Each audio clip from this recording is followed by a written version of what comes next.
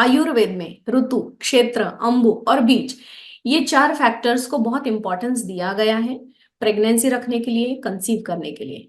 और इसमें से जो एक है वो बीज मतलब एग का प्रोडक्शन हम अच्छे तरीके से कैसे करें, उसकी क्वालिटी कैसे बढ़ाएं, उसकी क्वांटिटी या रिजर्व जो रखे हुए हैं उसको किस तरीके से अच्छे रखें, अच्छी क्वालिटी में रखें, इसके ऊपर बात करने वाले हैं। नमस्ते, मैं डॉक्टर लुम्बिनी पिछले 15 सालों से आयुर्वेद और पंचकर्मा की प्रैक्टिस कर रही हूँ पूना में। तो आज हम लोग बात करने वाले हैं 5 ऐसे फूड पैटर्न्स की जिससे कि आपके एग की जो क्वालिटी है वो बहुत अच्छी हो जाती है। जो एग आपका ओव्यूलेट हो रहा है वो अच्छी क्वालिटी का होने की वजह से कंसीव जल्दी से हो जाता है और इस तरीके से आप जल्दी से प्रेग्नेंट हो सकते हैं। स्त्री बीज और पुरुष बीज, इनकी एग की जो क्वालिटी है वो अच्छी होनी चाहिए, ऐसे शास्त्रों में लिखा हुआ है। अगर आपको अच्छा बेबी कंसीव करना है, अच्छे का मतलब स्ट्रांग मेंटली और फिजिकली भी, तो इसके लिए जो है फूड किस तरीके से काम करता है इसको पहले देख लेते हैं। जब हम खाना खाते हैं, जब हम कुछ भी फूड कंज्यूम करते हैं, वो फूड एनर्जी में कन्वर्ट होते हैं और वो एनर्जी जो है हमारे डेली एक्टिविटीज के लिए हम कंज्यूम करते हैं।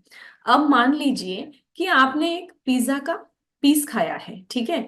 अगर आप ऐसे मेरी जैसे बैठे हुए हैं और आपको दिन भर बैठ के ही काम होता है, दिन में थोड़ा बहुत ही वॉक करते हो, ज्यादा चलना नहीं पड़ता और मेंटल वर्क ज्यादा है, ज्यादा सोचते हो, तो देखो सोचने में भी एनर्जी जाती है, सांस लेने में भी एनर्जी जाती है, हम जब फूड चबाते हैं उसमें भी एनर्जी जाती है। तो एनर्जी तो हमें हर चीज में लग रही है।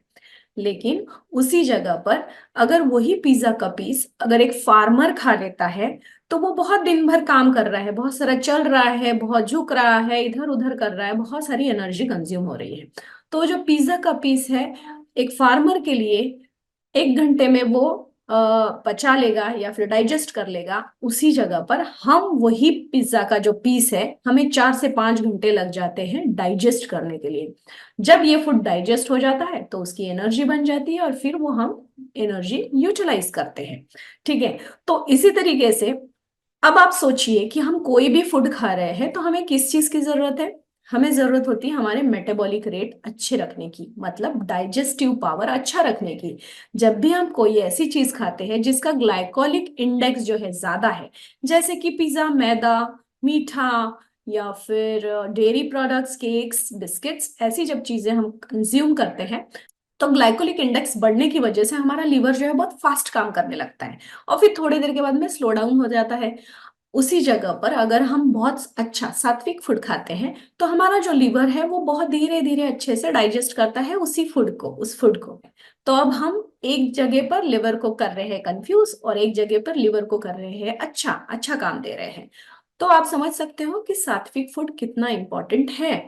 तो जब हम खाना खाते हैं उसका एनर्जी में कन्वर्जन हो जाता है। अगर वो एनर्जी हमने यूटिलाइज नहीं की है और थोड़ी सी बची हुई है, फिर से हमने खाना खा लिया, तो वो जो एनर्जी है वो पॉकेट्स बना लेती है और फिर वो हमारे पूरे बॉडी में फैल जाती है।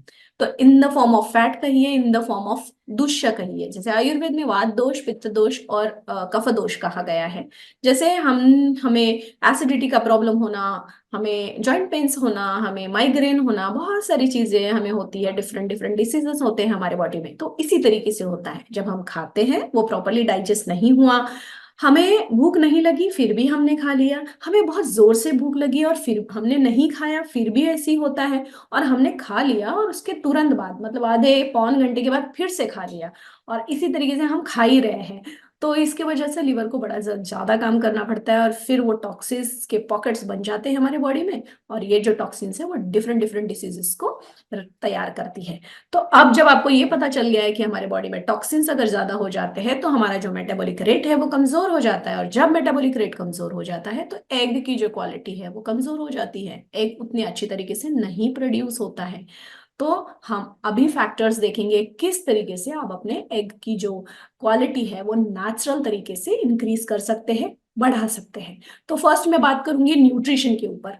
अब न्यूट्रिशन की जब बात आती है तो कौन से न्यूट्रिएंट्स है जो कि एग क्वालिटी को बढ़ाएंगे, तो आपका विटामिन सी का फूड, विटामिन बी बढ़ाने वाला फूड, फॉस्फेट्स, मिनरल्स और मल्टीविटामिन्स, ये पांचों फैक्टर आपके न्यूट्रिशन में आने चाहिए। विटामिन बी के लिए क्या कर सकते हैं, आप बहुत सारे फ्रूट्स खा सकते हैं, आगे मैं बात करूंगी उसके बारे में। मल्टीविटामिन एक तो सप्लीमेंट के तरीके से लो, या फिर आपके फूड में, फ्रूट में वो विटामिन होने चाहिए, इसको आप ध्यान दो।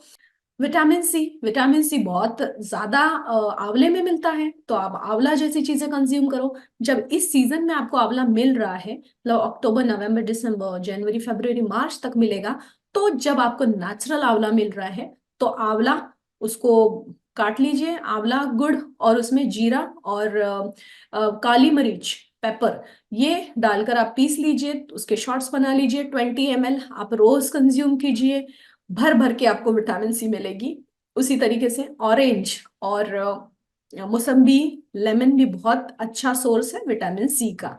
अगर आपको आंवला बाकी के सीजन्स में नहीं मिलता है तो आप क्या करेंगे, जब मिल रहा है तभी आप उसका मुरब्बा, उसका अचार या ऐसी चीजें बना के रखिए। अचार तो नहीं कहूंगी क्योंकि उसमें सॉल्ट बहुत ज्यादा यूज किया जाता है प्रिजर्वेटिव के तौर पे।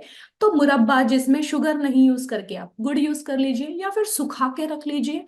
और कैंडीज बना के रख सकते हैं आप, जिसमें बहुत ज्यादा शुगर नहीं यूटिलाइज होता है, यूज नहीं होता है। तो इस तरीके से आप आंवला को प्रिजर्व करके रखिए, 6 महीने प्रिजर्व्ड आंवला खाइए और 6 महीने आप नेचुरल आंवला खाइए। अब चलते हैं सेकंड फैक्टर के ऊपर, जो कि है डिटॉक्स फूड। अब डिटॉक्स फूड के बारे में आपको जानना जरूरी है, क्योंकि वेजिटेबल्स और फ्रूट्स हम रोज कंज्यूम कर रहे हैं। आप जब मार्केट में वेजिटेबल्स लेने जा रहे हो तो आप देखते हो ना कि बहुत खूबसूरत सा फ्रूट आप उठाओ, वेजिटेबल आप उठाओ। मतलब आपको अगर बैगन लेना है तो बैगन बड़ा खूबसूरत दिखना चाहिए, अगर आपको कोई और तुरई लेनी है तो बड़ी खूबसूरत सी दिखनी चाहिए, वो आड़ी टेढ़ी नहीं होनी चाहिए ना। तो हम क्या देखते हैं कि बड़ा खूबसूरत सा मोटा ताजा वेजिटेबल हो, लेकिन उसे मोटा ताजा बनाने के लिए फार्मर्स बहुत ज्यादा केमिकल्स यूज करते हैं। तो अगर हो सकता है तो आप ऑर्गेनिक वेजिटेबल्स और फ्रूट्स अगर कहीं मिलते हैं तो वो कंज्यूम कीजिए। जहां से भी आप सोर्स कर सकते हो वो आप सोर्स कीजिए और कंज्यूम कीजिए। और अगर नहीं मिलता है तो क्या कर सकते हैं, वेजिटेबल बनाने से पहले उसे, उसी वेजिटेबल को वार्म वाटर में आप 15 मिनट के लिए, सॉल्ट वाटर और वार्म वाटर में आप 15 मिनट के लिए सोक करके रखिए, और उसके बाद में उसकी सब्जी बना लीजिए। इससे भी बहुत हद तक जो केमिकल्स है वो पेट में नहीं जाएंगे।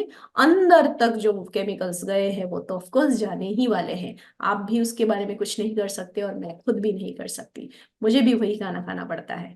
तो फ्रूट्स के बारे में भी सेम इसी तरीके से है। बहुत सुंदर सा दिखने वाला फ्रूट हम लेके आ जाते हैं, लेकिन हम ये नहीं सोचते हैं कि उसके अंदर कितने केमिकल्स डाले गए हैं उसे सुंदर बनाने के लिए। तो आप देखिए, ध्यान रखिए कि ऑर्गेनिक फ्रूट्स अगर आपको मिलते हैं तो वो कंज्यूम कीजिए। साथ साथ में मिल्क के बारे में भी मैं यही बताऊंगी कि मिल्क अगर आप रोज पी रहे हो तो मेक श्योर कि आपका जो मिल्क आ रहा है, जो गाय है, वो, उसको बहुत सारे इंजेक्शंस तो नहीं दिए जा रहे। आपके हॉर्मोन्स बढ़ाने वाले इंजेक्शंस उनको दिए जाते हैं, और फिर आप वही मिल्क कंज्यूम करते हो, और वो मिल्क कंज्यूम करने की वजह से हमारे खुद के हॉर्मोन्स भी डिस्टर्ब हो जाते हैं। इसी तरीके से आज देखा गया है कि 9 ईयर्स में, 10 ईयर्स में लड़कियों को पीरियड्स आ रहे हैं, जो कि हमारे वक्त 13 ईयर्स 14 ईयर्स तक जाते थे। तो ये इन्हीं सारी चीजों की वजह से है, लाइफस्टाइल डिसीजेस, और हम जो मांग कर रहे हैं वही मार्केट में पहुंचाया जा रहा है। तो बी मेक श्योर दैट अगर आपको कुछ ऑर्गेनिक मिल रहा है और वो थोड़ा सा टेढ़ा मेढ़ा हो, वो शाइन नहीं कर रहा हो, तब भी आप कंज्यूम करें।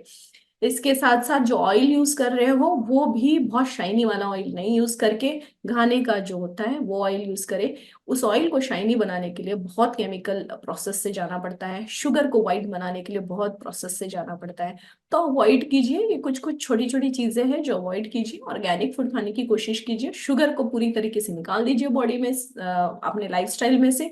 और गुड़ या फिर मीठा तो कम ही खाना चाहिए, लेकिन गुड़ आप खा सकते हो, डेट्स आप खा सकते हो मीठे के लिए। और मीठे को क्रेविंग, मीठे की जो क्रेविंग होती है वो बॉडी में से निकालने के लिए फ्रूट्स एक नेचुरल तरीका है जिससे कि मीठे की क्रेविंग आपको नहीं होगी। तो अब हम चौथे फैक्टर की तरफ जाएंगे, सुपर फूड्स। क्या सुपर फूड होते हैं जो हमने कंज्यूम करने के बाद में हमारा जो ईस्ट्रोजन लेवल है वो नॉर्मल होता है या वो एक्टिवेट होता है। जब हमारा ईस्ट्रोजन लेवल नॉर्मल या एक्टिवेट होता है तो हमारी जो एग की क्वालिटी है वो बेहतरीन हो जाती है, जल्दी से फर्टिलाइज होता है, और वो फर्टिलाइज होने के बाद में बहुत अच्छे से प्लासेंटा में रह जाता है। तो देखते हैं कौन से वो सुपर फूड है जिससे कि हमारा यूटरस का हेल्थ, साथ साथ में जो एग का हेल्थ है वो बहुत अच्छा हो जाता है। तो फर्स्ट है गार्लिक। गार्लिक अपने फूड में कंटिन्यूसली रखना चाहिए आपने, इससे बहुत अच्छे से आपके जो हॉर्मोन्स हैं वो एक्टिव हो जाते हैं। सेकंड मैं कहूंगी कर्ड। कर्ड आपके गट हेल्थ को अच्छा करता है। जब गट हेल्थ अच्छा रहता है तो आपके हॉर्मोन्स ऑफ कोर्स नॉर्मल रहेंगे।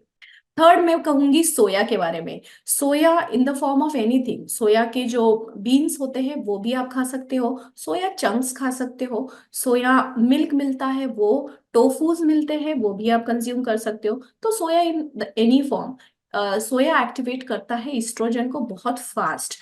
तो आपने देखना है कि सोया आप कितना खा रहे हो, बहुत ज्यादा भी नहीं खाना है, और उसको अपने जो रेगुलर लाइफ है, रेगुलर रूटीन है उसमें आपको इन्वॉल्व कर लेना है। उसके साथ साथ बात करेंगे हम नट्स की।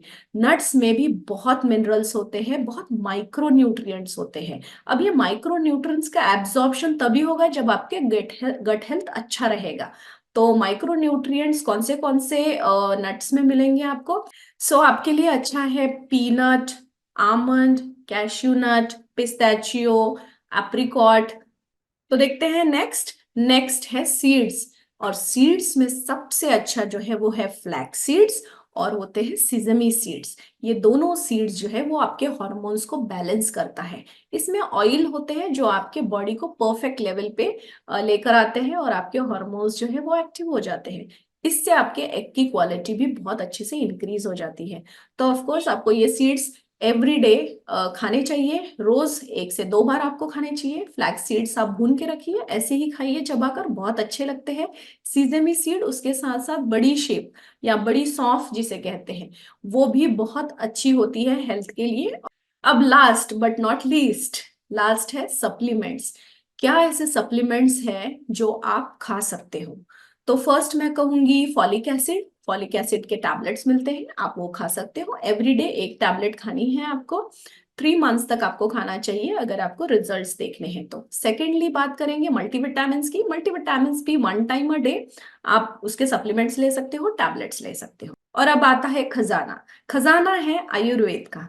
तो आयुर्वेद में ऐसे बहुत सारे हर्ब्स हैं जो कि आपके एग के क्वालिटी को बढ़ाते हैं। तो चलते हैं देखते हैं एक एक। तो शतावरी सबसे पहले, उसके बाद में अश्वगंधा, शिलाजतू, गुड़वेल या जिसे कहते हैं गुड़ूची, जो इम्यूनिटी पावर को बूस्ट करता है। उसके साथ साथ बहुत अच्छा होता है वो अपने हमारे ओवरऑल बॉडी के हेल्थ के लिए। और लास्ट में है आंवला। तो इन सारी चीजों का पाउडर मिलता है मार्केट में, आप ये सारी चीजें लेकर आइए। सम प्रमाण मतलब सिमिलर क्वांटिटी, मतलब 1 1 चम्मच आप ले रहे हो तो सभी का 1 1 चम्मच ले लीजिए। सुबह दोपहर शाम आधा आधा चम्मच दूध के साथ लेते हैं तो बेहतरीन है। लेकिन अगर आपको दूध नहीं मिलता है या आप दूध नहीं पीना चाहते हो तो आप वार्म वाटर के साथ भी ले सकते हो। दूध के साथ ऐसा होता है कि वो यूटरस तक डायरेक्टली जाता है। वार्म वाटर के साथ पियोगे तो वो पहले आपके बॉडी को न्यूट्रिशन देगा और उसके बाद में एग्स की क्वालिटी को बढ़ाएगा। तो इसको कहते हैं कि हम किस अनुपान में ले रहे हैं कोई भी औषधि। आयुर्वेद में इसे अनुपान कहा गया है। तो हम अगर फोकस करते हैं यूटरस के लिए, यूटरस के एग के हेल्थ के लिए, तो इसको वार्म मिल्क के साथ लेना चाहिए आपने। इसका इफेक्ट जो है वो रसायन की तरह होता है, ओज तक वो पहुंच जाता है और डायरेक्टली आपको रिजल्ट्स जो है वो देखने मिलते हैं। तो इसी तरीके से आज हमने बात की फूड के बारे में। आप घर बैठे बैठे किस तरीके से अपने एग को नेचुरली एक्टिव कर सकते हो, क्वालिटी अच्छी कर सकते हो, आप ये सारी चीजें फॉलो कीजिए। और ये 2 से 3 महीने में कंसीव कर लीजिए। और हाँ, अगर आपको कोई भी फैक्टर, कोई भी क्वेरी है तो आप मुझे कमेंट बॉक्स में कमेंट कर सकते हैं। कोई भी चीज पूछनी है तो आप मुझे कमेंट में पूछ सकते हो, या फिर मुझे मैं वहीं पर जवाब दूंगी, या फिर आपके लिए एक नया वीडियो लेके आऊंगी। इस वीडियो की अगर किसी को जरूरत है आपके फ्रेंड्स और फैमिली में, उनको शेयर कीजिए। Sharing is caring. और अगर आपको ये कंटेंट अच्छा लगा है, आपको वीडियो अच्छा लगा है, तो प्लीज सब्सक्राइब कीजिए, लाइक कीजिए, और बेल आइकन को जरूर से रिंग कीजिए, ताकि इसी तरीके से आपको और भी नए नए चीजें मैं बताती जा सकूं। और यस, मैं चाहती हूँ कि आप जल्द से जल्द मम्मी बन जाए, आपके हाथ में बहुत प्यारा सा बच्चा हो। और इसी दुआओं के साथ मैं आपसे मिलती हूँ अगले वीडियो में। तब तक के लिए बाय एंड टेक केयर।